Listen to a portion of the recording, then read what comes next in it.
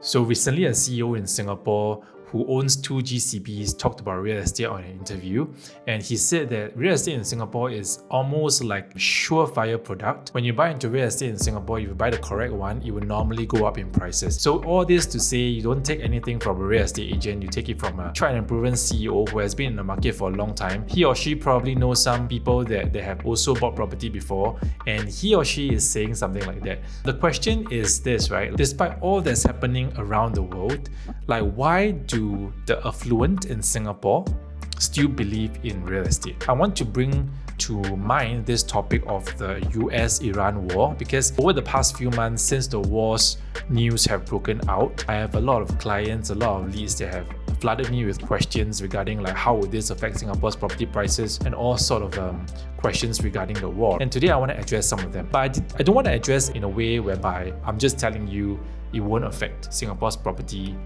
market, right? I want to share with you in terms of questions. So every time when a negative news, something that's major happens around the world, for example, COVID-19 was something major, SARS was probably something major, although we were pretty young back then. We have our global financial crisis, our Asian financial crisis. Those are major global events. And right now, of course, we have wars happening around the world, right? During these black swan events, we have to ask ourselves 3 questions. Number 1 is, even after the news of all these global events broke out, are Singaporeans still buying into properties? So take for example the recent news of the war. 1 week later was actually River Modern's launch, and River Modern ended up selling 92%, I think, and the average price was 3266 PSF. And subsequently we have Pinery, also almost 1 day sell out. We have Tengah, 98% sold out in 1 day.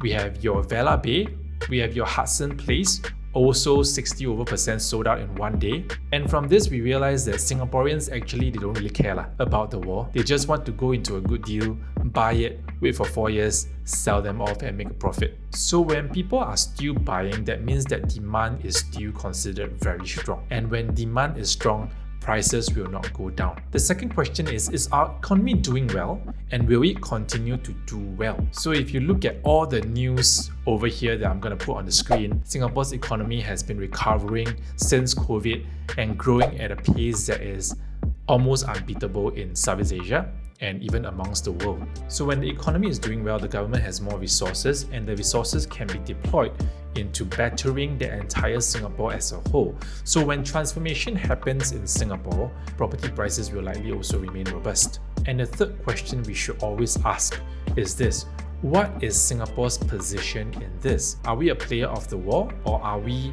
in good relations with the players of the war? If we are in good relations with them, then actually do we have that much to be afraid of? So in the past 30 years, we have black swan events that come and go. And for Singapore, we have always maintained a very neutral, very safe position. And we are always trying to be the reasonable country in the world.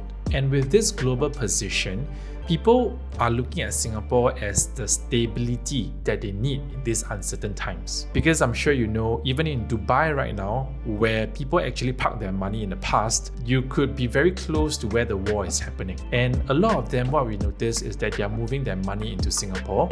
And when they move their money into Singapore, they will be buying properties as well. Because for the ultra rich, it's not about capital appreciation anymore. It might be just about capital preservation. And there is no better place to preserve your capital than in our country. You have to ask yourself these 3 questions that pertains to our country's position. Hope it makes sense, and that's it from me. If you have anything that you want to share or any thoughts, feel free to DM me and we can have a chat.